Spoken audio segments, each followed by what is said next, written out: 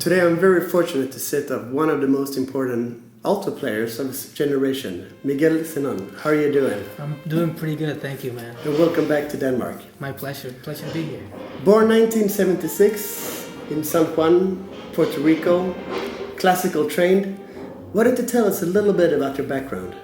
Well, like you said, I'm originally from Puerto Rico. I was born and raised there. I went to a performing arts middle school and high school there. From age 11, that's where I started playing, mostly classical, like you mentioned.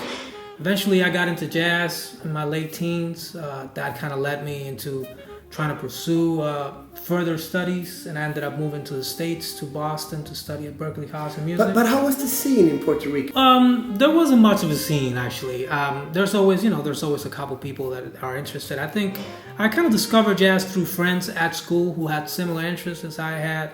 There weren't a lot of places to play or to listen to music, but there were a few folks who were interested in jazz, and I was able to pick, a couple of recordings, listening to the radio, and picking up stations from the States. So I got more and more interested with that, and eventually, I decided that if I wanted to pursue it further, I had to move somewhere else, because in Puerto Rico there wasn't an institution where you could study, you could get a degree in jazz, basically. So I had to go to the States to do that.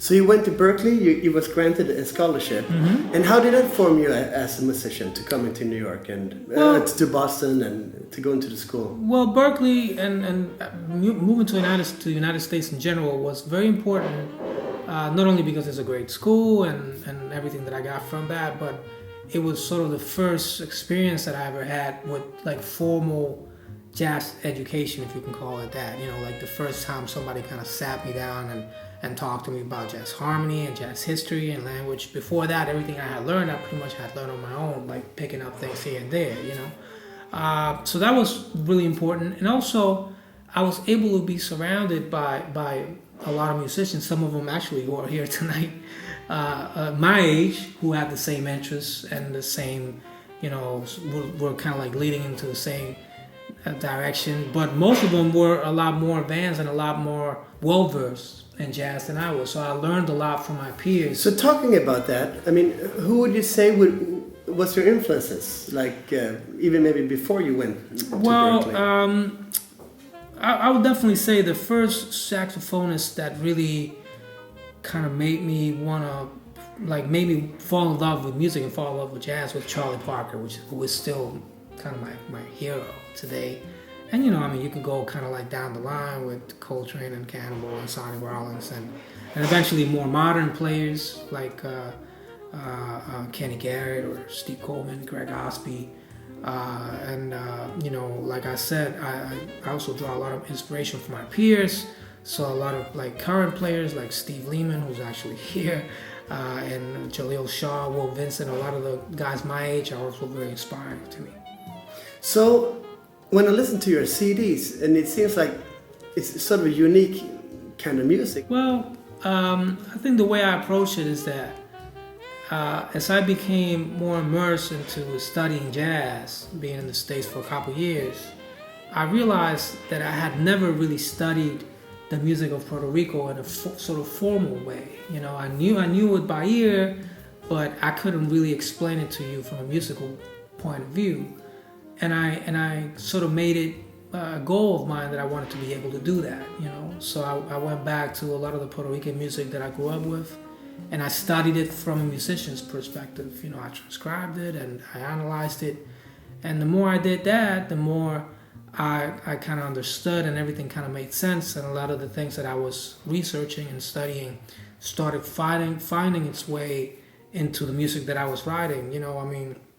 To me, the way I think about it is like, that music, the music of my country, the music of the Caribbean and Latin America is like my first language. Jazz is like my second language. It's something that came later, and I had to start from zero, like the same way I had to start from zero when I learned English. I had to start word by word, and then you put sentences together, and then you learn how to express yourself. So it's the same with jazz for me. And the more I get into it, the more I feel that I can express myself fully. But the music of Puerto Rico, the music of the Caribbean is something that kind of comes out naturally. So I feel like the more I explore it and the more I can understand it from a more sort of basic perspective, it kind of comes out in my music in an organic way, and it's something that's always going to be there because it's just part of me. It's always there. And talking about that, I also know that you've done a big tribute to Puerto Rico. That you go there and you establish sort of festivals, and you bring over your mates from the U.S. Yeah, the project that you're referring to is a project called Caravana Cultural. It's something that I started about 3 or 4 years ago. Basically, what we do is we organize free of charge jazz concerts in the more rural areas of the island. Basically, areas that don't have a lot of access to jazz, because most of the jazz kind of related activities happen in the capital, but also areas that don't have a lot of cultural activity at all, really. So we try to bring these concerts into audiences who are going to be new to jazz, right? So trying to expand the audience, but also trying to sort of feed this idea about the importance of culture and the importance of having culture available to everyone, Right. So we've done about 10 concerts already through the years, and each concert is kind of a tribute to a specific figure. So it'll be a concert for Miles Davis, a concert for Charlie Parker. We always do a theme. Yeah. Then we do a pre-concert talk where we sort of explain what jazz is, what improvisation is, etc.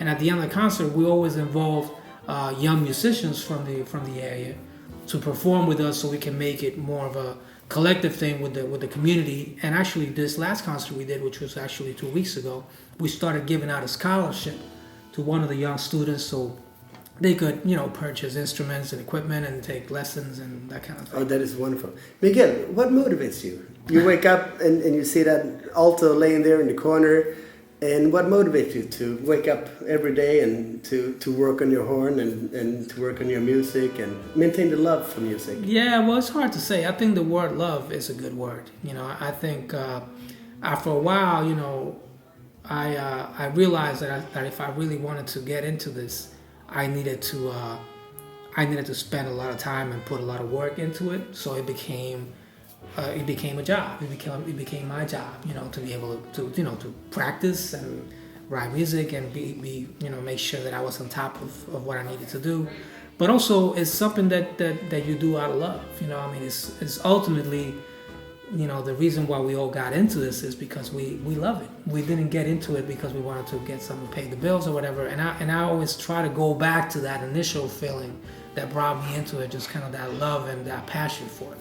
Any advice to the young musicians out there to become a professional and a role model as yourself, coming from Puerto Rico and playing with all those Charlie Hayden and all those Dave Douglas and all those wonderful people?